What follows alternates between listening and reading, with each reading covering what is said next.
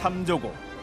삼조고는 삼신상제님을 모셔왔던 한민족의 대표적인 상징물로 하늘의 가르침을 내려주고 지상의 염원을 전해주는 매개이자 전달자였다.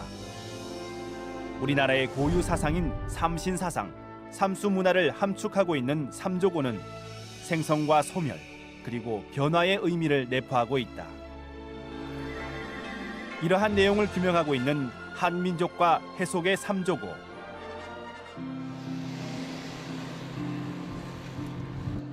한민족과 해속의 삼조고의 저자 김주미 박사. 그는 국내외 몇 안 되는 삼조고 전문가로 알려져 있다. 김주미 박사는 저서에서 삼조고가 우리 역사에서 언제부터 등장하고 현대에 이르기까지 어떻게 전개되어 왔는지 광범위하게 분석하고 있다. 김주미 박사는 한민족과 삼조고에 관한 방대한 사료를 수집하고 기존의 연구와는 달리 한민족과 해속의 삼조고의 관계를 새로운 시각으로 제시하고 있다. 고구려 고분벽화에 있는 일상문 또는 해속의 삼조고 이런 거에 대해서만 주로 연구를 하셨는데 그 이후 고려나 조선시대까지 쭉 연결해서 자료를 찾고 그거를 정리하고 나름대로 시대상과 연결해서 의미부여를 하고 이러는 작업을 하는 데 있어서 상당히 많은 시일이 소요가 됐습니다. 앞으로는 정말 연구를 하려고 해도 연구를 할 수 없는 자료가 되지 않을까. 그렇기 때문에 조금이라도 더 의무감을 갖고 이런 부분에 대해서 뭔가 연구해서 결과물로 남겨놔야 되지 않을까. 그런 생각도 이렇게 답사 다니고 제가 연구하면서 그런 생각도 하게 되었습니다. 그는 유적지 답사와 다양한 국내외 학술 토론을 통해 한민족의 역사와 문화에 등장하는 삼조고의 실체를 밝혀왔다. 김주미 박사는 삼조고가 우리 민족의 고유 사상인 삼신사상을 담고 있으며 국난을 이겨내온 우리 역사의 역동성을 표현하고 있다고 주장하고 있는 것이다. 우리의 역사가 지금까지 면면에 이어져 온 것은 바로 절망의 순간에도 희망을 노래했기 때문에 우리의 역사가 지금까지 이어져 온 것이 아닌가. 그러한 부분들을 개인한테도 적용시켜 본다 그러면 어려움의 순간에 조금 더 용기를 갖고 희망을 갖고 살 수 있는 그런 메시지를 해속의 삼조고를 통해서 우리가 다시 한번 확인해 볼 수 있지 않을까 이제 그런 생각을 해봅니다. STV 한문화 특강에서는 한민족과 삼조고의 관계를 규명한 그의 강의를 들어본다.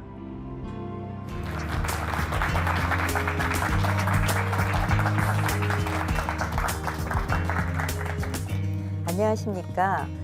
총 6강 중 5번째에 해당하는 오늘 강의는 일상문의 시대별 전개와 천하간의 변화입니다. 태양을 상징하고 이를 형상화한 일상문은 죽은 자와 관련된 묘제 장식과 왕권의 상징물에 주로 등장합니다. 특히 왕권의 상징물로 일상문이 사용이 된 것은 동양에서 태양은 천심과 하늘의 뜻과 천하간을 파악할 수 있는 대상으로 여겨졌고 그런 까닭에 왕권의 상징물로 사용되었기 때문입니다. 여기서 천하간이라 함은 인접 국가와 비교하여 자국의 위치와 성격이 어떠한가에 대한 인식을 말합니다. 여기서는 한국의 일상문 중 시기적으로 가장 앞서는 고구려 고분벽화의 일상문을 근간으로 해서 일상문의 형식, 즉 일상문의 유형을 크게 4가지로 나누어서 살펴보겠습니다.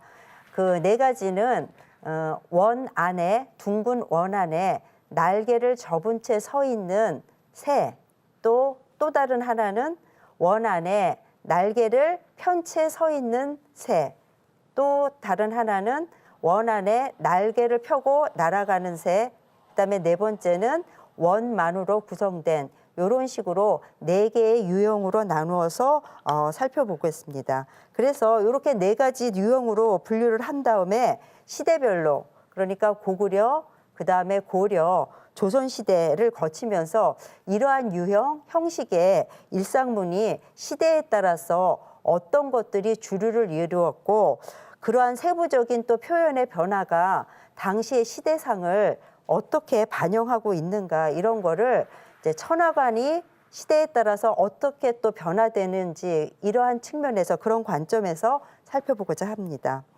이처럼 제가 이제 아까 크게 4가지 유형으로 일상문을 이렇게 나눴는데요. 기본적인 그 구분되는 요소는 그 구성 요소, 원이라든지 그 안에 새, 그 다음에 새가 있을 때 아까 새의 동새, 움직임이 날개를 접고 있는가, 날개를 펴고 있는가, 아니면 날아가고 있는가, 이런 동새, 뭐 이런 것들을 기준으로 삼았고, 그 다음에 고구려 고분 벽화 이후에 고려나 조선시대까지 어떠한 패턴 유형들이 계속 보여지고 있는지 그런 관련성 이런 것들을 바탕으로 해서 크게 4가지 형식 유형으로 분류를 했습니다.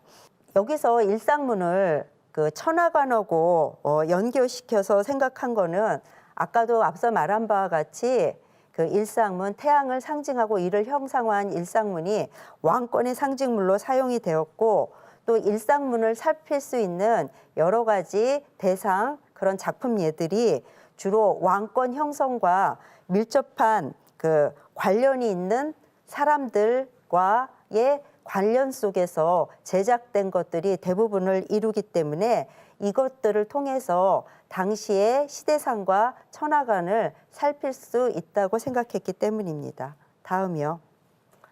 그러면 먼저 고구려 고분벽화에 나타난 일상문을 이제 살펴보고자 합니다. 지금까지 발굴 조사된 고구려 고분 중 일상문의 세부를 살필 수 있는 것은 약 한 17기 정도에 불과합니다.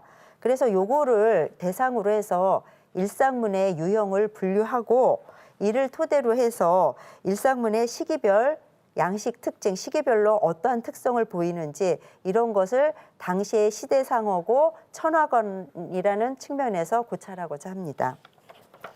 그런데 이제 앞서 이런 거를 이제 얘기하기에 앞서 선행돼야 될 것이 있는데 그거는 뭐냐면은 고분이 언제 제작되었는가, 고분의 편년에 대해서 학자들마다 조금씩 다른 견해를 보이고 있습니다. 그래서 여기서는 명문이라든지 정확한 연도를 알 수 있는 명문이라든지 아니면은 고분의 묘실의 구조가 어떻다든지 또 벽화 내용 또 기존의 편년한 이런 것들을 종합적으로 검토를 해서 17기 고분에 대한 편년을 고구려 고분이 두 지역에 집중적으로 분포가 되어 있거든요. 지반 지역하고 그다음에 평양과 안악 지역인데 이렇게 크게 지반 지역과 평양 안악 지역으로 고분을 나누어서 이렇게 살펴보면은 이건 이제 제가 나름대로 그런 여러 가지를 기준으로 해서 살펴본 건데 먼저 지반 지역의 고분 편년은 여기 나온 것 같이 이제 이렇게 뭐 각조총, 무용총, 장천이룡, 통구산총, 오해분, 사오모, 오호묘 해갖고 이제 이런 식으로 그런 것들을 종합적으로 해서 편년을 제안을 했습니다. 다음이요. 요거는 평양 안약 지역의 고분에 대한 편년입니다. 그래서 이것도 마찬가지로 그런 것들을 종합적으로 해서 나름대로 시대 편년을 이제 잡아봤습니다. 예. 그러면 총 지금 세부를 뭐 동세라든지 이런 것들을 확인할 수 있는 세부를 살필 수 있는 17기 고분에 나타난 일상문을 아까 제가 크게 유형을 4가지 유형으로 분류를 했잖아요. 이제 그거를 그림으로 다시 한번 이렇게 도시를 해보면 다음이요. 예. 제가 형식 1이라고 그냥 편의상 이제 붙인 건데 이거는 뭐냐면 원안에 날개를 접은 채 서 있는 새, 현조 뭐 이런 식으로 표현된 얘들이 여기 보여지고 있는 총 몇 개 고분에 있냐면 7개 고분에서 살펴볼 수가 있습니다. 네. 근데 요 7개 고분을 보면은 어떤 특징들을 보이고 있냐면은 시기가 조금 다들 앞서간다는 걸 볼 수 있어요. 여기 보면 5세기 초에서부터 아무리 늦어도 언제까지입니까? 대부분 6세기 초 고분에. 그래서 시기적으로 앞선 고분들이 대부분 보면은 이제 이 원안의 날개를 접은 채 서 있는 모습으로 주로 표현되고 있습니다. 다음이요. 그다음에 이제 형식이의 일상문이라 해서 이거는 원안에 아까는 날개를 접었죠. 이거는 날개를 이렇게 펼치고 서 있는 그런 형태로 나타난 건데 이거는 이제 한 고분에 이렇게 두 가지 패턴으로 있기 때문에 한 건데 전체적으로 보면 하나, 둘, 셋, 넷, 다섯, 6기에 해당이 됩니다. 그래서 이 경우를 보면은 대부분 어떻게 되냐면 시기가 아까는 5세기에서 6세기 초였는데 그거보다는 어때요? 대부분 6세기 중반. 제가 봤을 땐 6세기 중반 정도를 차지하는 것들이 대부분인데 이제 학자들에 따라서 제가 6세기 중반으로 본 거를 6세기 뭐 후반으로 보시는 경우도 있어서 특히 이제 형식 2의 일상문은 6세기 중후반에 주로 많이 몰려 있는 것을 볼 수가 있습니다. 다음이요.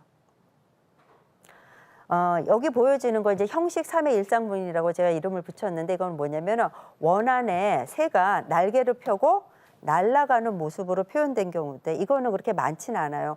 두 기, 그러니까 덕흥리 고분하고 강서중묘에서 볼 수 있는데 하나는 5세기 초고 하나는 6세기 후반에서부터 7세기 초로 편년되는 고분이라서 아까 형식 1하고 형식 1은 시기에 따라서 집중적으로 어떤 유형이 많이 보이는지가 나름대로 이렇게 눈으로 구분이 되는데 이거는 두 개밖에 없기 때문에 이것만 갖고 이게 시기별 특징이라고 말하기는 어려울 것 같습니다. 다음이요. 요거는 뭐냐면 그냥 새 없이 둥근 원만으로 표현된 거예요. 해와 달을. 이제 이런 거는 성청하고 복사리 벽화분하고 두 기가 있는데 이 경우는 이제 주로 5세기 교분으로 이거는 편년이 되고 있어요. 그런데 이것도 두 개밖에 샘플이 없기 때문에 이 두 개만 갖고 이게 5세기 고분의 특징이라고 말하기는 어려울 것 같습니다. 그런데 그 아까 형식 3하고 형식 4, 형식 3은 뭐였죠? 새가 날아가는 모습으로 표현되는 경우고 이거는 원만으로 표현된 이런 일상문은 주로 어느 지역에서만 보여지고 있냐면 평양 안악 지역에서만 보여지고 있고 지방 지역에서는 보여지고 있지 않습니다. 그래서 그 정도의 특징을 갖고 있다는 것만 이런 걸 통해서 살펴볼 수 있습니다. 다음이요. 네. 그래서 그 제가 좀 전에 말씀드린 그 내용을 어떤 식으로 이제 크게 시기를 두 시기로 나누어서 볼 건데요. 뭐냐면은 5세기 초에서부터 6세기 초까지는 주로 어떠한 형태의 일상문이 주로 많이 표현이 되었고 6세기 중반 이후에는 어떠한 패턴 유형의 일상문이 주로 표현된지를 이렇게 표로 정리를 해보면 여러분들이 딱 보시다시피 압도적으로 제일 많은 게 뭡니까? 예, 형식 1이죠. 뭐예요? 원안에 날개를 접은 채 서 있는 그러한 그 새로 표현된 것들이 그중 가장 많은 거를 볼 수가 있습니다. 다음이요. 그래서 이제 원안에 날개를 접은 채 서 있는 요 현조들을 가만히 살펴보면은 나름대로 특징을 살펴볼 수가 있습니다. 뭐의 특징적인 요소가 많이 반영이 됐다? 까마귀는 독수리, 매, 까마귀는 뭐냐면 맹금류에 속합니다. 맹금류는 어때요? 부리가 이렇게 갈고리 모양으로 이렇게 구부러져 있고 그다음에 눈매가 부리부리하면서 발톱이나 이런 것들이 굉장히 날카롭게 표현이 됐는데 여기 보면 굉장히 이런 그 맹금류의 특징적인 요소 이런 것들이 부리나 이런 부분에 대부분 그래도 잘 반영이 되어 있습니다. 근데 또 한 가지 또 특징은 뭐냐면 그 제가 말씀드린 맹금류가 이렇게 머리에 이렇게 공작형 같이 이렇게 무슨 벼슬이 길게 뒤로 이렇게 리본 같이 이렇게 늘어져 있잖아요. 그렇지는 않잖아요. 그래서 이 형식 1의 일상문, 특히 5세기 초에서 6세기 초에 걸쳐서 주로 표현되는 것들 보면 특징이 뭐냐면 맹금류의 특징은 잘 반영하고 있지만 실제 사실적인 새의 모습이 아니라 성스럽고 이상화된 서조로서의 그런 모습을, 그런 특징적인 모습을 더 많이 나타내고 있다는 것을 이렇게 도상을 통해서 살펴볼 수가 있습니다. 다음이요. 이거는 이제 6세기 중반에서 7세기 초에 고구려 고분벽화에 나타난 일상문을 이렇게 구분을 해보면 이때는 어떤 게 가장 많죠? 원안에 날개를 반원형으로 이렇게 날개를 펴고 서 있는 그러한 서조, 삼족으로 표현된 것들이 주로 많이 있는 것을 알 수가 있습니다. 다음이요. 그래서 요거를 또 세부적으로 이렇게 살펴보면은 아까 그 형식일의 일상문하고 우리가 비교를 해봤을 때 물론 맹금류의 특징적인 모습이 나타난 경우도 있지만 전대보다 5세기 초에서 6세기 초의 고분에 보이는 것보다는 그런 부분들이 많이 약화가 됐고 그다음에 아까 머리에 이렇게 뭐 벼슬이 뒤로 이렇게 막 리본같이 늘어져 있는데 그런 것들이 어떻게 돼서 짧아지거나 생략되거나 이런 모습을 볼 수가 있어요. 그래서 5세기 초에서 6세기 초에 그 보여지는 그 일상문 속의 새에 비해서는 뭐예요? 그런 서조로서의 모습은 어때요? 많이 약화되고 좀 더 사실적인 그런 모습의 새로 표현되는 그런 특징을 보이고 있는 것을 살펴볼 수가 있습니다. 다음이요. 그래서 여러분들한테 이제 그 쭉 시기별로 크게 시기를 제가 두 시기로 나누어서 여러분들한테 설명을 드렸습니다. 뭐냐면은 5세기 초에서부터 6세기 초 고분. 또 하나는 뭐라 그랬죠? 예. 6세기 중반부터 그다음에 7세기 초 이렇게 고분에 나타난 일상문을 갖고서 여러 가지 그 시기에 따른 특징 이런 것들을 얘기를 했습니다. 그러면 제가 왜 그런 걸 갖고 여러분들한테 그렇게 얘기를 했을까? 그런 부분들을 다시 한번 정리를 해보면은요. 아까 형식 1이라고 얘기한 거 뭐예요? 날개를 접은 채 새가 서 있죠. 그런데 주로 아까 내가 무슨 말씀을 드렸냐면 이렇게 일상문, 태양을 상징하고 이걸 형상화한 일상문은 주로 두 가지 용도에 많이 쓰입니다. 죽은 자와 관련된 고분이나 또 하나는 뭐라 그랬죠? 왕권의 상징물로 주로 많이 쓰입니다. 그런데 이거 그러면은 새는 결국은 천명의 전달자, 왕권과 관련지어서 생각할 때는 하늘로부터 왕이 될 사람한테 천명을 전달하는 천명의 전달자로서의 성격을 지닌다고 볼 수 있고 그다음에 죽은 자와 관련된 고분에 등장하는 그런 새의 성격은 죽은 사람의 영혼을 천상으로 실어 나가는 영혼의 전달자 뭐 이런 성격으로 볼 수가 있는데요. 요거를 특히 천명의 전달자라는 측면에서 살펴보면은 날개를 접었다라는 걸 우리 어떻게 인식할 수 있습니까? 뭔가의 임무를 뭐 영혼이든 아니면 천명의 전달자든 뭔가 임무를 마치고 난 다음에 뭐 하는 거예요? 지상에 딱 안착을 하면 어떻게 되죠? 날개를 접게 됩니다. 그래서 이거를 천명의 전달자 뭐 이런 측면에서 생각하면은 뭐예요? 천명의 전달자로서의 자기의 임무를 마치고 안착한 상태를 나타낸다. 즉 천명이 옮겨가지 않고 한 곳에 머무른다라는 걸로 그렇게 해석을 해볼 수가 있을 것 같습니다. 그런데 아까 제가 날개를 접은 채 서 있는 그러한 그 새가 표현된 일상문은 5세기 초에서부터 6세기 초에 주로 많이 아까 나타나는 거를 여러분들하고 그림으로 아까 확인을 했습니다. 그런데 바로 이 시기가 고구려는 어떤 시기였는가? 여러분도 잘 알다시피 바로 언제예요? 광개토대왕과 장수왕의 제2시절로서 가장 최전성기였습니다. 그러니까 이때는 천명이 흔들리지 않고 한 곳에 머무르는 정치적으로 굉장히 안정된 시기였다라는 거를 그런 도상을 통해서도 우리가 연결시켜서 생각을 해볼 수 있습니다. 뭐 이거는 그 5세기 금성문인 광개토대왕비하고 모두루 묘지명을 통해서 보면은 고구려의 최고 통치자를 뭐라고 부르고 있냐면 황천지자, 일월지자 뭐 이런 식으로 붙이면서 고구려가 천자국 내지는 황제국임을 분명히 천명하고 있습니다. 그래서 제가 그러한 어떤 도상의 특징을 통해서 당시의 시대상하고 연결시켜 봤을 때 큰 무리가 없다고 생각이 됩니다. 그다음에 아까 6세기 중반 이후부터 그다음에 7세기 초까지는 주로 어떠한 그 형식, 유형의 일상문이 주로 많이 나타났죠. 날개를 이렇게 펼고 있는 그런 형태의 것들이 주종을 이뤘습니다. 그거는 또 우리가 어떻게 생각해 볼 수 있느냐.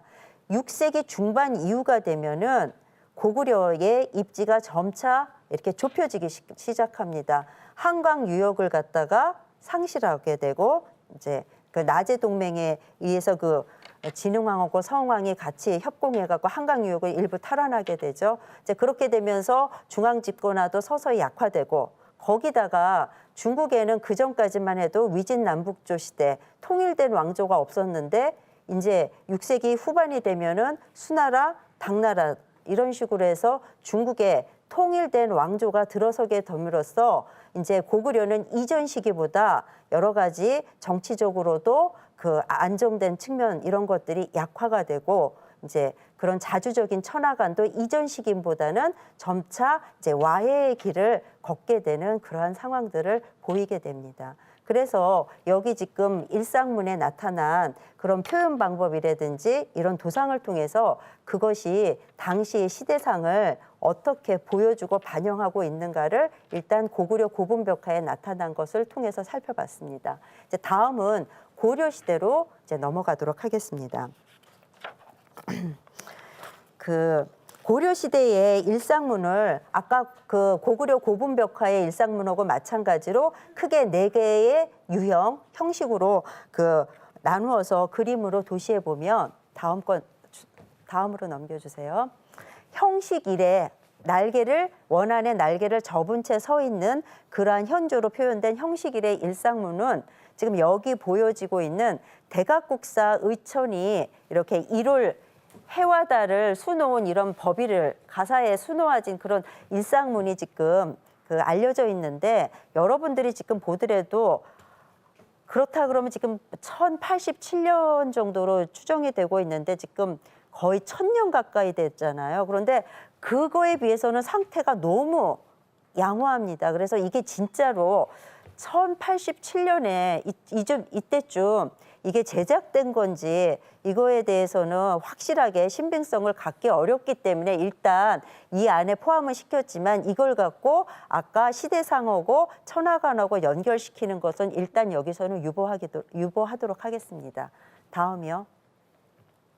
다음에 그 형식 2의 일상문 뭐죠? 날개를 편 채 서 있는 형식 2의 일상문은 여기 보여지는 것 같이 이제 여러 개들을 볼 수 있는데 고려 전기에는 현하사 탑표고 지광국사 현묘 탑비 이런 데서 볼 수가 있습니다. 이게 언제냐면은 바로 11세기입니다. 그 다음에 여기 보면은 12세기 말에서 13세기 초로 편년되는 그 고려 청자, 상감진사, 동자, 포도문, 표용주자라는 그 고려 청자에도 이런 것들이 시문이 담겨 있는데 요거는 이제 일반적으로 요 시기가 언제로 보고 있냐면은 최씨 무인 집권기로 그렇게 보고 있습니다. 그 다음에 나머지 것들 좀 상태들이 굉장히 그 작은 거를 이렇게 확대하다 보니까 상태들이 좀 안 좋은데요. 나머지 것들은 언제냐면은 우리가 원간섭기에 들어갔을 때 13, 14세기에 주로 고려불화에 있는 것들이 이제 형식 2의 일상문을 이런 데서 찾아볼 수가 있습니다. 다음이요. 그 다음에 형식 3의 일상문 아까 뭐라 그랬죠? 원안에 날개를 펴고 날아가는 그런 경우는 주로 이렇게 고려 상감청자의 가장 그 전성기가 12세기 말에서부터 13세기 초로 보는데 대부분 그 시기에 만들어진 걸로 그렇게 보고 있습니다. 그런데 이제 이거는 이제 저 나름대로 이제 독특하게 좀 해석을 한 건데 어떤 분들은 어떻게 이런 거 이 안에 이렇게 원안에 새만 표현했다고 이게 일상문으로 볼 수 있느냐 이렇게 물어보시는 분들이 있을 수 있습니다. 그런데 제가 지난번에 강의했을 때 이미 이 문제는 한번 다룬 적이 있습니다. 뭐냐면 그 문헌에 보면은 학을 뭐라고 얘기하고 있냐면은 양조, 태양세라고 얘기하는 문헌이 있고 또 학을 뭐라고 했냐면은 현조라고 얘기한 그런 책이 있습니다.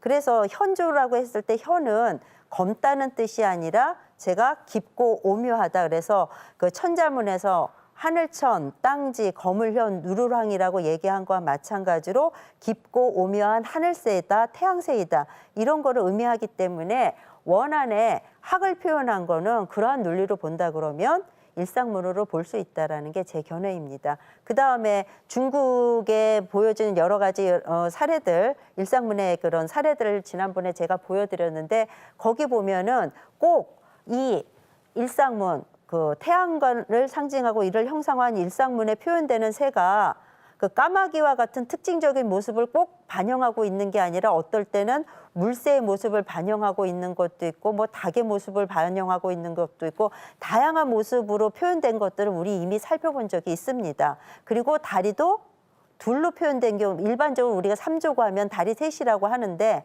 다리가 셋이 아니라 둘로 표현된 경우도 있습니다. 그렇기 때문에 저는 이제 그러한 모든 것들을 종합적으로 봤을 때 이것도 일상무의 범주에 포함시켰는데 주로 어느 시기에 집중적으로 많이 나타난다? 무인 집권기, 그중에서도 최씨 무인 집권 시기 때 주로 이런 것들이 많이 나타나는 거를 우리가 살펴볼 수 있습니다. 다음이요.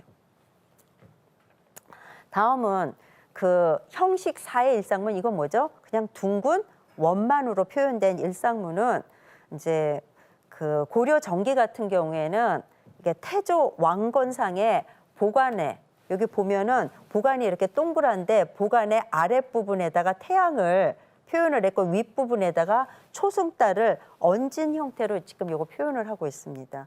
그래서 이런 경우 그다음에 그 고분의 천장도에 천문도를 그렸을 때 해와 달을 그린 것들을 이제 이렇게 둥근 원만으로 표현한 뭐 이런 것들을 통해서 살펴볼 수 있습니다. 이런 고분에 그려진 거는 고려 전기에도 보여지고 여기 나온 거와 마찬가지로 고려 후기 공민왕릉에서도 이런 천문도 중에 해와 달을 둥글게 표현한 것들을 볼 수가 있습니다.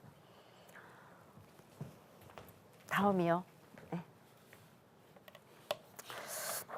그래서 제가 일단 그 크게 4가지 유형 형식으로 나눈 그런 일상문이 고려시대에는 주로 어떤 시기에 어떠한 작품들, 장례들을 통해서 표현되고 있는가를 여러분들한테 지금까지 이제 주로 그 말씀을 드렸습니다. 그런데 그 여기서 좀 주목되는 거는 뭐냐면 아까 그 태조 왕건상의 보관에 해와 달을 표현한 것들을 아까 말씀드리자 밑에다 아까는 어떻게 됐죠? 동그랗게 태양을 표현하고 그다음에 위에다 뭐를 얹은 형태로 되었죠? 초승달을 얹은 형태로 되었는데 이거 우리나라 삼국시대 때 만들어진 국보 78호 미륵방가 사유상입니다. 그런데 여길 보면은 요 보관에 요걸 클로즈업해서 보면 뭐예요? 반대로 했죠? 뭐예요? 뭘 밑에다 깔았어요? 초승달을 밑에다 깔고 위에다가 떠오르는 태양을 이렇게 얹은 형태로 해와 달을 표현한 경우도 이제 살필 수가 있습니다. 그래서 그와 비슷한 예를 또 어디에서 볼 수 있냐면 이미 삼국시대 미륵방가 사유상의 이런 보관에서도 이제 이런 것들을 볼 수가 있습니다.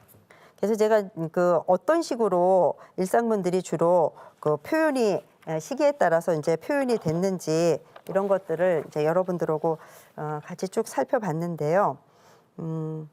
다음이요. 예. 그것들을 조금 더 세부적으로 좀 나누어서 더 살펴보도록 하겠습니다. 뭐냐면 아까 요거는 원안의 날개를 어떻게 하고 있어요? 날개를 펴고 있는 새로 표현된 그런 일상문입니다. 이런 거는 이제 고려 전기의 경우에 어디서 살펴볼 수 있냐면 현하사 탑비하고 지광국사 현무 탑비에서 살필 수가 있는데 시기적으로는 어느 시기에 나타나고 있다? 11세기에 나타나고 있습니다. 그러면 이 시기가 어떤 시기였는가? 바로 우리가 거란의 침입을 받게 되죠. 거란의 침입을 이제 3차에 걸쳐서 거란의 그 침입을 받게 되는데 누가 활약을 해서 이제 그런 문제를 해결을 하냐면은 서희 장군이 활약을 해서 이제 이런 것들을 나름대로 이제 그 잘 극복해 나가게 되는데 이때 서희 장군이 거란과의談판에서 뭐라고 얘기하냐면은 고려가 고구려를 계승한 나라임을 이제 분명히 밝히고 또 그 이후에 고구려 계승 의식과 자주성이 고양되는 그러한 이제 시기를 맞이하는 시기인데 보면은 아까 태조 왕건상은 이거보다 조금 더 이른 시기에 일반적으로 이제 광종 때 제작된 걸로 이제 그렇게 봅니다. 그래서 여러분들이 조금 잘 이해가 안 가실 부분은 뭐냐면 우리가 일반적으로 고려하면은 고구려 계승 의식에 의해서 건국이 된 나라다라고 얘기를 하는데 건국이 딱 되자마자 그런 고구려 계승 의식 을 반영한다 그러면 고구려의 일상문은 주로 어떻게 표현이 됐습니까? 원안에 삼조고와 같은 새를 같이 표현한 건데 고려 초에는 막바로 그러한 것들이 보여지는 게 아니라 그냥 둥근 원만으로 표현된 그러한 일상문이 보여주고 있습니다. 그래서 그거는 우리가 어떻게 해석을 해볼 수 있냐면은 지금 아까 이제 태조 왕건상 말씀드렸는데 그거는 어떻게 이제 생각을 해볼 수 있냐면은 통일신라의 해와 달을 표현한 일상문의 장례, 일상문의 사례는 굉장히 찾기가 쉽지가 않습니다. 그나마 지금 있는 것도 어떻게 되냐면 뭘로만 표현하고 있습니까? 둥근 원으로 표현하고 있습니다. 그래서 고려 초에는 아직도 어디에 영향을 많이 받은 시기다? 신라에 대한 전반적으로 사회 전반적으로 신라의 영향을 많이 받은 시기이고 그렇기 때문에 건국 초에 막바로 고구려적인 그런 일상문이 등장하는 게 아니라 통일신라 때 그렇게 보여지는 일상문이 보여지다가 조금 더 시기가 지나고 난 다음에 특히 거란 침입을 받고 우리가 나름대로 자주의식이 고양되고 또 고구려 계승의식 이런 것들이 강화되는 상황에서 원과 삼조고와 같은 새를 결합한 그러한 일상문이 좀 더 시기가 지난 다음에 보여지는 것으로 이제 그렇게 알 수가 있습니다. 다음이요. 그래서 요거 보면은 여러분들 딱 보면 새는 무슨 새를 딱 연상시킵니까? 여러분들 딱 봤을 때. 여기 벼슬이 달려 있죠? 무슨 새를 연상시킵니까? 닭을 연상시킵니다. 그러면 닭은 가장 뭐예요? 아침이 오는 것을 가장 먼저 알려주는 그러한 동물이죠. 그래서 이게 닭신앙은 바로 태양 숭배 사상을 반영하기 때문에 이러한 닭의 모습으로 표현이 된 것이 아닌가 그렇게 보고 있는데 또 재미난 것 중에 하나는 일본 서기를 보면은 고구려 군사를 뭐라고 표현하고 있냐면 수탉으로 표현을 하고 있습니다. 그래서 이렇게 닭 모양으로 이렇게 표현한 거는 이 시기에 11세기 들어서면서 우리가 아까도 좀 전에도 말씀드렸다시피 자주의식이 고양이 되고 고구려 계승의식 이런 것들이 다시 한번 환기되는 그런 상황에서 이런 닭의 모습으로 표현한 거 고구려 군사를 뭐 수탉으로 표현한 이런 것들을 통해서 오히려 이런 것들이 간접적으로 고구려 계승의식을 표현한 것이 아닌가 뭐 그렇게 이해해 볼 수 있을 것 같습니다. 다음이요. 그다음에 여기 지금 보여지는 거는 지금 14세기로 편년이 되고 있는데 14세기 초에 고려 불교 회화에 나타나는 그런 일상문입니다. 여기 보면은 날개를 어떻게 하고 있죠? 여기 펴고 있습니다. 그 다음에 여기 보면은 굉장히 부리는 뾰족하지만은 전반적으로 보면은 완전히 맹금류의 특징이라고 하기도 그렇고 또 목이 조금 길면서 맹금류의 특징도 있지만 물새의 특징 뭐 이런 부분들도 일부 살필 수 있어요.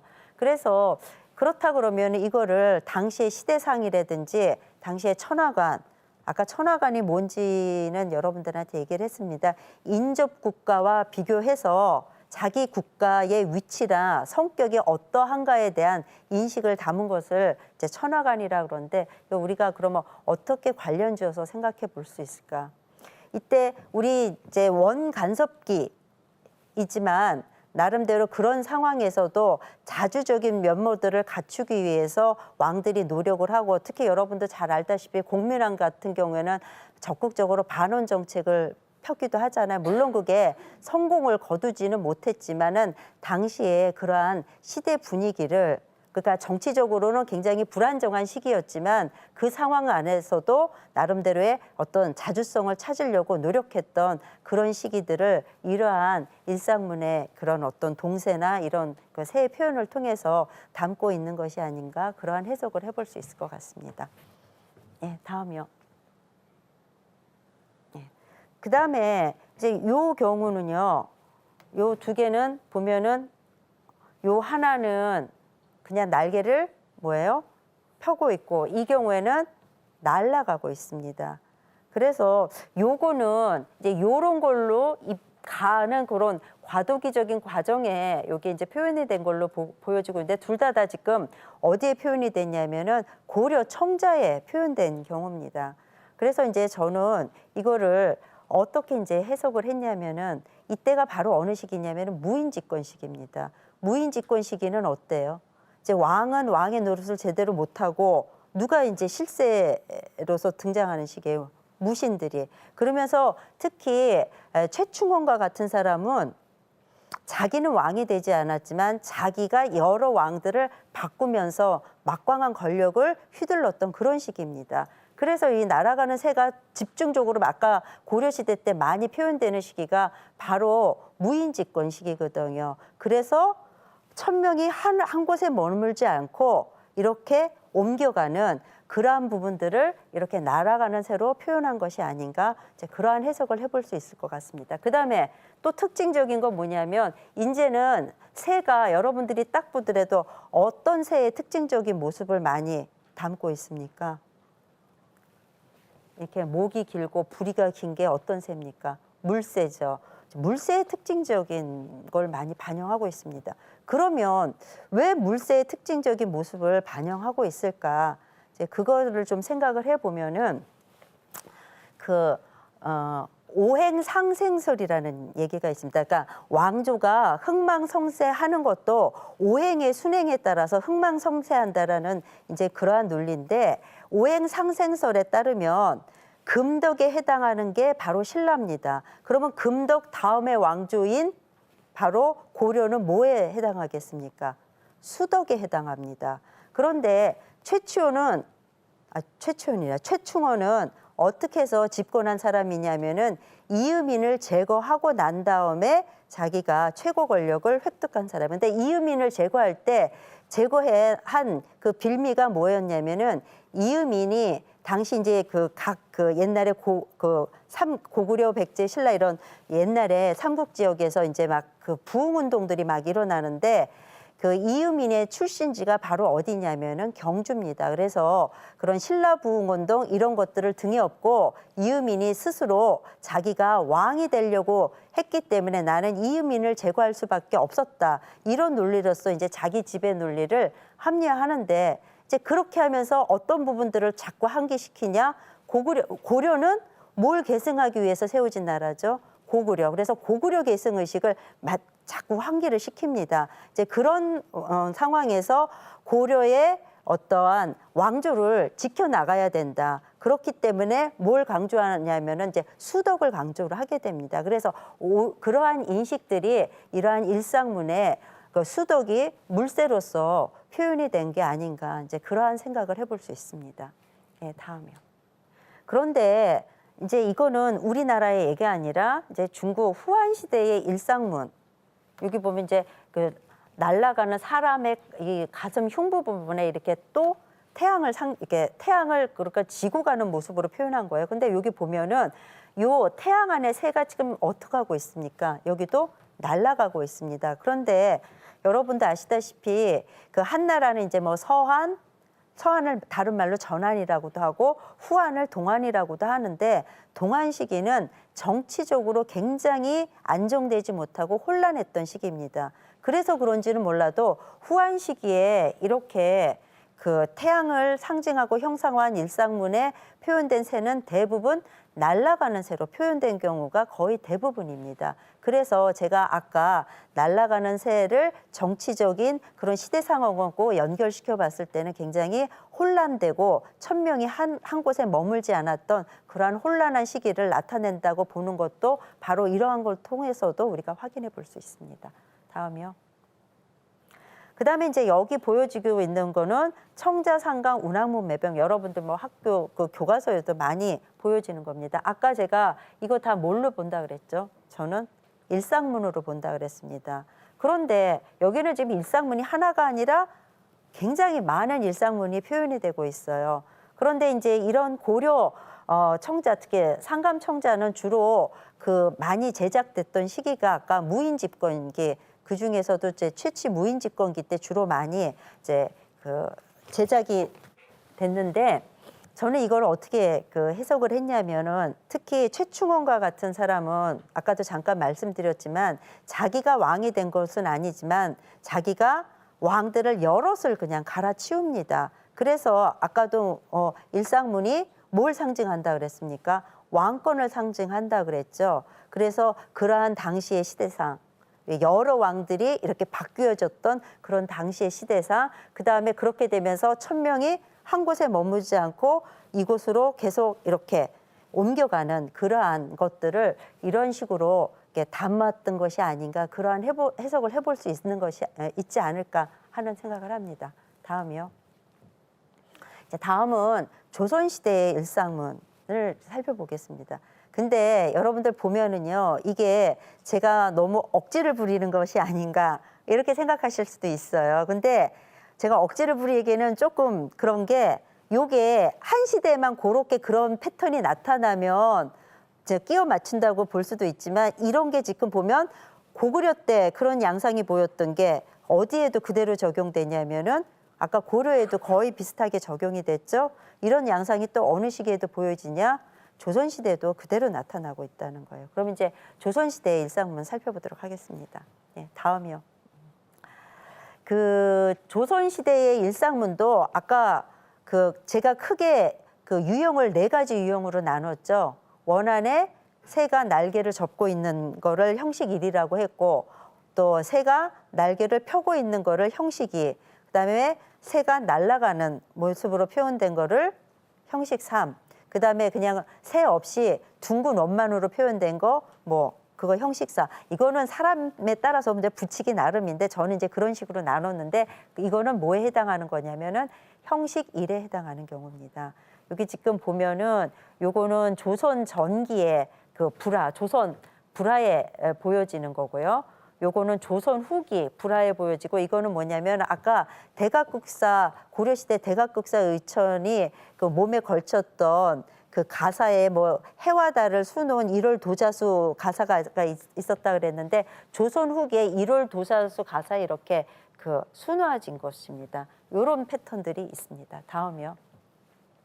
다음은 형식 2의 일상문, 날개를 반쯤 펴고 있는 그런 거는 여기 지금 보여지고, 또 조선 전기인데 요거는 누가 발원해서 제작한 그런 그 불교 회화냐면은 성종의 누이 동생이 발원해서 제작한 그러한 그 불화인데, 여기도 보면은 날개를 어떻게 하고 있죠? 날개를 이렇게 펴고 있는 그런 모습으로 표현되고 있습니다. 다음이요. 이거는 지금 그 형식 3의 일상문 뭐예요? 새가 어떻게 하는 모습이에요? 날아가는 모습으로 표현되고 있습니다. 그런데 대부분 언제 주로 많이 집중적으로 나타나느냐?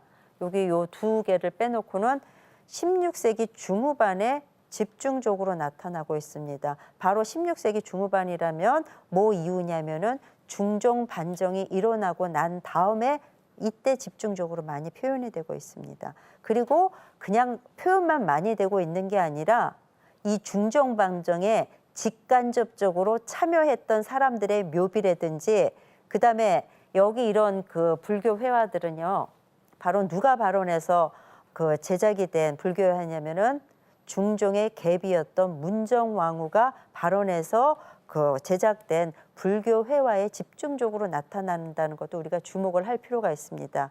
그래서 이런 것들은 반정이라는 건 뭐예요? 지금 누구를 몰아내고 누가 지금 왕이 된 겁니까? 연산군을 몰아내고 중종이 왕이 된 거죠. 그러면 이건 뭐예요? 천명이 누구한테서 누구로 지금 옮겨간 겁니까? 연산군에서 중종으로 이양된 이런 것들을 나름대로, 여기 보면은 이공과 같은 사람은 중종 반정이 직접 참여를 했고, 요건 박운인데, 박운은 누구의 아들이냐면 박원종의 아들입니다. 그런데 박원종은 바로 중종 반정의 1등 공신으로 영의정까지 지냈던 사람들입니다.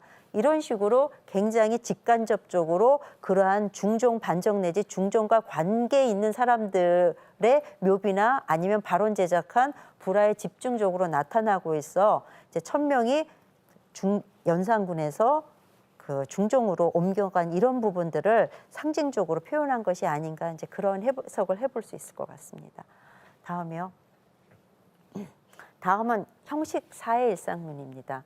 조선시대는 물론 여기 너무 많기 때문에 이 중에 다 한 게 아니라 대표적으로 각 분야마다 이제 그 샘플만 여기에 지금 도시하고 있는데, 조선시대에 가장 많이 보여지는 일상문은 바로 뭐냐면은 원안에 새 없이 둥근 원만으로 표현된 형식사의 일상문이 조선 전기도 그렇고 조선 후기도 그렇고 가장 많이 보입니다.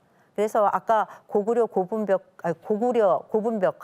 뭐 삼국시대라든지 아니면 고려시대 때는 원만으로 표현된 것보다는 원안에 새가 표현된 것들이 훨씬 더 장래가 많았는데 그런 작품 예들이 많았는데 조선시대에는 이렇게 둥근 원만으로 표현된 그 일상문이 훨씬 많다라는 그런 특징을 보입니다. 다음이요. 그러면 이제 그 형식별로 이제 어떠한 이제 도상의 특징이 있고 이제 각각의 성격은 우리가 어떻게 해석을 해봐야 될 것인가 그런 부분들을 조금 살펴보도록 하겠습니다. 요거는 아까 조선 전기 1467년 그러니까 조선 15세기경에 이렇게 그 제작된 불교 회화의 내용 중에 이게 보통 일광보살, 일광이 해를 상징하는 일광보살의 이렇게 보관 위에 보통 많이 표현이 되어 있거든요. 보면 새가 이렇게 그냥 날개를 접고 있고 삼족은 표현이 되고 있지만 그 전에 보면은 시기에 따라서 그 새의 표현을 어떻게 하느냐가 조금 특징이 있었죠. 예를 들어서 고구려 고분벽화에는 맹금류의 그런 특징적인 모습이 많이 반영됐고 그다음에 고려시대 같은 경우는 어땠어요? 현화삽이라든지 지광국사 현묘탑비와 같이 11세기에 주로 표현된 거는 닭의 모습이 많이 반영이 됐고 무신직공기로 넘어갔을 때는 물새의 특징적인 모습이 많이 반영됐고 시대에 따라서 이런 어떤 특징적인 모습을 보이는데 조선시대에는 이렇게 새를 표현했다고 하더라도 그렇게 시대에 따른 특징적인 모습이라든지 맹금류의 특징적인 모습이 그렇게 잘 나타나고 있지는 않습니다. 그런 것도 이제 하나의 특징이라고 볼 수 있는데 보면은 그냥 우리가 일반적으로 흔히 볼 수 있는 그런 새의 모습을 하고 있고 그래서 요거는 보면 아까 그 대각국사 의천의 일월도자수 가사에 여기 순화진 일상문처럼 뭐 크게 어떠한 특징적인 모습을 이제 발견하기 어렵게 이렇게 표현이 되고 있습니다. 다음이요. 다음에는 요거 지금 아까 이것도 15세기 아까 성종의 누이동성이 발원한 불화에 보이는 건데 여기 보면은 뭐예요? 동새가 어때요? 이 지금 날개를 펴고 있는데 날개를 펴고 있는 모습이라든지 부리가 뾰족한 모습이라든지 뭐하고 굉장히 많이 유사하냐면은 아까 14세기 고려 불화에서 볼 수 있었던 일상문하고 굉장히 많이 유사한 걸 볼 수가 있어요. 그래서 시기적으로도 이게 고려 말이고 이게 조선 초니까 고려 말에 이러한 일상문의 전통이 조선 시기 초까지 반영이 된 게 아닌가 뭐 이렇게 볼 수 있을 것 같습니다. 다음이요.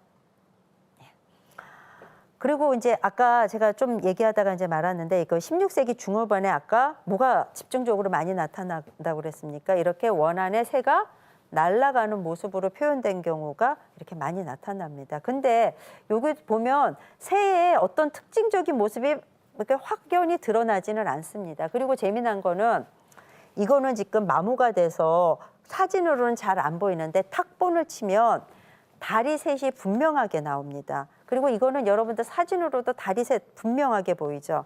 그런데 즉 같은 시기에 만들었는데도 불구하고 변한열의 그 묘비에 나타난 새는 다리 표현이 생략돼 있습니다. 그다음에 이 경우에는 지금 아까 문정왕후가 발언했다 그랬죠. 이 경우에는 다리 표현이 제대로 안 나와 있고 이 경우는 다리가 3개가 아닌 2개로 표현이 되고 있습니다. 그래서 이때도 시기적으로는 뭐 특별히 이렇게 뭐 이렇게 그 새를 통해서 어떤 특징적인 모습은 볼 수는 찾아보기는 힘들지만 나름대로 특히 이 이공과 바군의 묘에 삼족이 분명하게 나타난 것은 그러면 우리 어떻게 해석을 해볼 수 있을까? 아까 여기는 뭐에 참여한 사람이라 그랬습니까? 중종 반정에 참여했고 요거는 박원종의 아들이라고 했습니다. 아까 내가 여러분한테 일상문의 도상학적인 해석과 문화권에 따른 특징이라고 그래서 제가 4번째 강인가에서 한번 다룬 적이 3번째 강이었나? 다룬 적이 있는데 그때 잠깐 언급한 적이 있습니다. 다리셋을 어떻게 해석해야 되는가 뭐 여러 가지로 해석하는데 일반적으로 많이 보는 거는 바로 뭘 함축하고 있다? 천지인 합일사상을 함축하고 있다고 얘기를 하고 있는데 그렇다 그러면 이렇게 다리셋으로 표현한 거는 중종은 인위적으로 왕의 자리에 오른 거잖아요. 그런데 중종이 사람에 의해서 인위적으로 이렇게 왕에 오른 인물이 아니라 결국은 뭐다? 천명을 받아서 하늘의 뜻에 의해서 왕에 오른 인물이다. 이런 것들을 조금 더 상징적으로 표현하기 위해서 다리셋을 분명하게 표현한 것이 아닌가 그렇게 보여집니다. 그다음에 재미난 거는 요 변한열은 누구냐면은 고려 말에 우왕의 모의 사건과 관련해 갖고 죽음을 당한 사람입니다. 그래서 묘도 없었어요. 그런데 선조 때 이게 이제 나중에 묘가 만들어지게 됩니다. 그래서 그렇다 그러면 이제 후손들에 의해서 이게 만들어졌을 텐데 여기 보면은 다리 표현이 생략이 되어 있습니다. 변한열은 끝까지 뭘 인정하지 않다가 죽음을 당한 사람이에요. 조선의 그러한 어떤 그 실체라든지 이런 거 끝까지 그 고려를 지키다가 간 사람이잖아요. 그래서 후손들에 의해서 조선시대에 이렇게 만들어지긴 했지만 결국 날아가는 새는 어디에서 어디로 이제 천명이 옮아온 거예요. 고려에서 조선으로 천명은 옮겨왔지만 자기 선친이 그래도 끝까지 어땠어요? 고려를 지켰잖아요. 그렇기 때문에 그것이 하늘의 뜻이다라는 것까지는 표현하지, 후손들의 입장에서는 그것까지는 표현하지 않은 것이 아닌가, 뭐 이런 해석을 해볼 수 있지 않을까 생각합니다. 다음이요. 그 다음에 아까도 말씀드렸다시피 대부분의 그 조선시대의 일상문은 이렇게 둥근 원만으로 표현된 것이 많습니다. 그러면 그 지난번에 제가 말씀드린 거 기억을 하시는지 잘 모르겠는데 아까 일상문의 도상학적인 해석과 문화권에 따른 특징을 얘기를 했을 때 그 한족, 하와족이라고 그러죠. 하와족은 한족의 전신이라고 얘기하는데 한족을 중심으로 해서 이제 유교 문화권들이 중원을 중심으로 해서 이제 형성이 되는데 이 중원의 유교 문화권에서는 이 일상문을 표현을 하는 데 있어서 그 새가 없이 까마귀, 삼조고와 같은 새가 없이 그냥 둥근 원만으로 표현된 것들이 더 많이 나타난다는 얘기를 지난번에 한 적이 있습니다. 그게 왜 그렇다고 제가 지난번에 말씀을 드렸죠. 보면 그 하늘의 현상 중 가장 아주 그 예민하게 반응했던 게 있습니다. 그건 바로 뭐냐? 일식입니다. 일식은 뭐가 뭐를 덮는 현상이죠. 예, 달이 해를 덮는 형상입니다. 그러면 아까도 뭐 여러 번 얘기했지만 태양은 해는 뭐의 상징으로 얘기가 되죠? 왕, 임금의 상징으로, 왕권의 상징으로 얘기가 됩니다. 그러면 그거에 대한 상대적인 입장에 있는 건 바로 누구로 볼 수 있습니까? 신하로 볼 수 있죠. 그러면 뭐가 뭐를 덮는 거예요? 신하가 왕을 덮는다. 결국은 뭐가 일어날 조짐이라고 생각을 했냐? 쿠데타나 반정이 일어날 조짐이라고 여겼기 때문에 그 문제에 대해서 그렇게 예민하게 반응을 한 겁니다. 특히 이제 유교 문화권에서. 그러면 일상문, 해를 상징하는 그 문양 속에 삼조고와 같은 새를 표현한 거를 특히 한족의 문화권에서는 어떤 식으로 그러니까 인식을 했냐면은 태양의 흑점을 나타낸 것이다. 뭐 이렇게 인식을 했어요. 그런데 태양의 흑점도 엄밀하게 얘기하면은 군상을 상징하는 해를 뭐 하는 겁니까?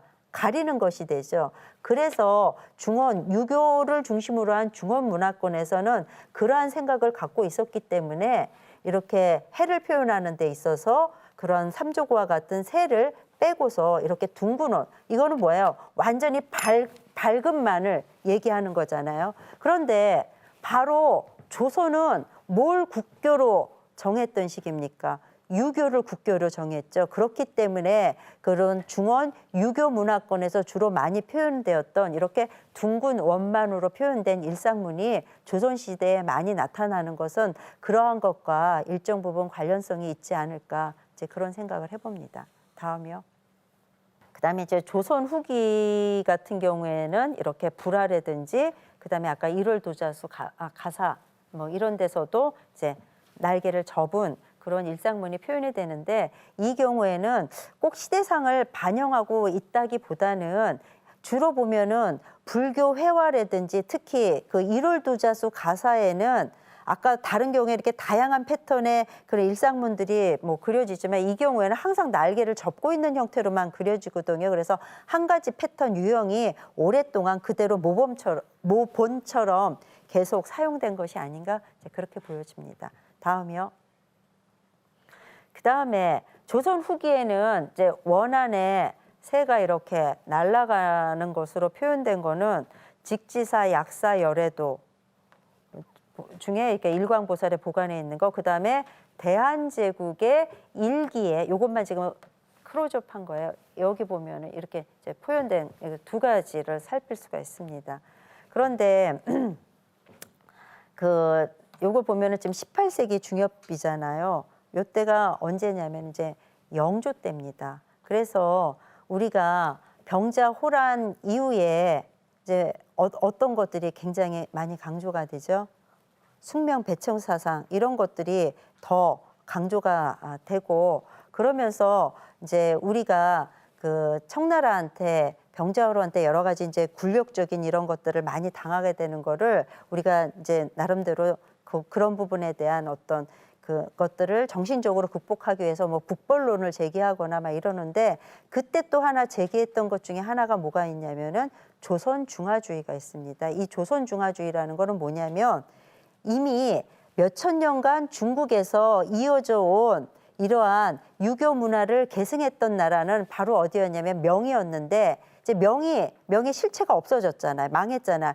이러한 상황에서 이러한 유교 문화를 갖다가 계승 발전시킬 나라는 오로지 어디밖에 없다? 조선밖에 없다라는 조선 중화주의가 굉장히 많이 이제 그런 것들이 사람들한테 인식이 되게 되는데, 여기 날아가는 새는 그렇다 그러면 그러한 유교 문화의 주도권이 명에서 조선으로 옮겨온 뭐 이런 내용들을 상징적으로 담고 있는 것이 아닌가, 뭐 이러한 해석을 해볼 수가 있고요.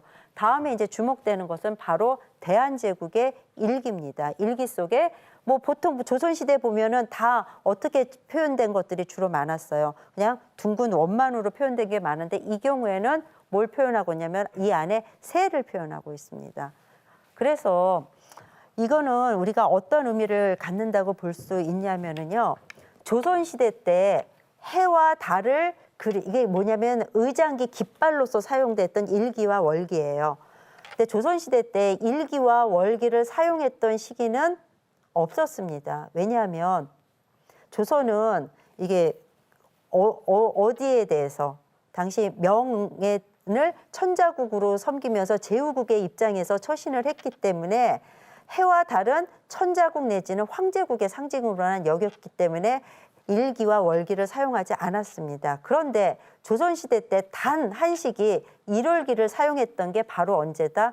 대한제국 시기입니다. 비록 서구 열강의 침탈 과정 속에서 어려움을 겪었지만 그런 상황에서도 다시 한번 우리의 자주성이나 자주국 내지는 천자국의 면모를 갖추기 위해서 노력했던 시기가 바로 대한제국 시기인데, 그때 이제 뭐가 보여지냐면은 이렇게 일기 안에 새를 표현한 걸 봅니다. 근데 이제 이 새도 가만히 보면은 이 동새를 봤을 때는 날아가는 모습으로 표현이 되고 있는데, 그렇다 그러면 이거는 어떻게 해석해 볼 수 있을까?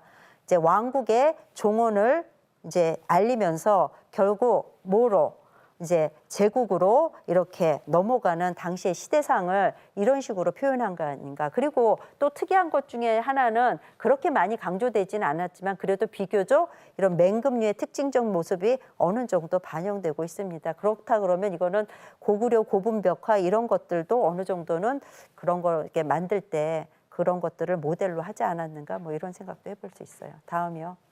그래서 우리가 또 주목해야 될 거는 뭐냐면은, 우리가 조선시대에 아까 우리가 명을 섬기고 제후국의 입장으로서 뭐 처신했다 뭐 이런 얘기를 했는데, 대한제국의 일기는 명의 제도를 그대로 따르지 않았다는 거예요. 명은 어떻게 일기를 만들었냐면 여기 보시다시피 뭐예요? 둥근 원만으로 일기를 표현하고 있습니다. 그래서 중국과는 다르게 우리 나름대로의 어떤 독자적인 그런 형태의 일기 월기를 만들어 사용했다는 것 자체도 이제 그 당시 대한제국이 나름대로의 어떤 그런 자주성 내지는 뭐 천자국, 중국과 대등한 천자국으로서의 어떤 면모 이런 걸 통해서도 이제 보여주고 있지 않은가, 이런 생각을 해볼 수 있습니다. 다음이요. 그래서 지금까지 여러분들하고 그 고구려 고분 벽화, 그다음에 고려, 그다음에 조선시대까지 그 어떻게 시기별로 일상문이 전개가 됐고 또 시대별 특징은 뭐고 이런 걸 통해서 당시 주변국 인접국가와의 어떤 인식관계를 통해서 우리의 위치라든지 우리의 자긍심이나 이런 것들은 이제 어떻게 변화됐는가 이런 거를 일상문을 통해서 살펴봤습니다. 그래서 그 결과 그 고구려 고분벽화에 나타난 일상문 양식은 이후에도 이제 시대에 따른 여러 가지 천화관 이런 것들을 반영하면서 계승되었고 조금 시대에 따라서 각각 조금 다른 모습을 보이기는 하지만 어떠한 부분들이 오랫동안 계속 유지되었다. 삼족, 다리셋, 그다음에 어떤 맹금류의 특징적인 그런 부분들을 반영하는 이런 것들은 중간에 간헐적으로 보이지 않았던 시기도 있지만 그래도 오랜 기간 그러한 요소들이 계속 이렇게 반영되었던 것을 확인할 수 있었습니다. 그다음에 원과 서조가 결합된 일상문 중 아까 형식 1은 뭐라 그랬죠? 날개를 접은 채 서 있는 그런 형식 1은 조선 후기에 뭐 불화 몇 점과 일월도자서 가사를 제외하고는 고구려가 확고한 자주적인 천하관을 지녔던 5세기 초에서 6세기 중반 이전의 고구려 고분벽화에서 주로 많이 살필 수 있었습니다. 또한 형식이 아까 뭐랬죠? 날개를 이렇게 편채 서 있는 그런 형태 형식이 그다음에 형식 3은 날아가는 새로 표현되는 이러한 일상문은 뭐 거란 침입 이후라든지 무신난 또 원간섭기 중정반정 대한제국 시기에 나타나는데 결국은 외부로부터 침입을 받아서 침입으로 그 자주성이 고양되었거나 통치자의 합법성 이런 것들이 절실히 요구되었던 시기에 보인다는 점에서 주목이 됩니다. 이에 반해서 그냥 둥근 원만으로 표현된 그런 형식사의 일상문은 사대주의적인 경향이 좀 강화되거나 소중화 사상 이런 것들이 팽배되는 시기에 주로 나타난다는 어떠한 그런 공통점을 발견할 수 있었습니다. 그래서 이처럼 왕권의 상징물과 또 죽은 사람의 묘제 장식에 사용되었던 일상문은 오랜 세월 동안 우리와 함께 하면서 천하관 등 시대상을 반영하는 매체로서 기능해 왔고 그렇기 때문에 일상문에 대한 이러한 연구 내지는 이런 것들을 보려고 하는 이런 시도들, 연구 접근 방법들을 통해서 우리 흔히들 얘기하죠. 문화는 시대를 담는 그릇이다. 이런 부분들을 다시 한번 확인하는 시간이 되지 않았는가 싶습니다. 이상으로 오늘 강의를 마칩니다. 감사합니다.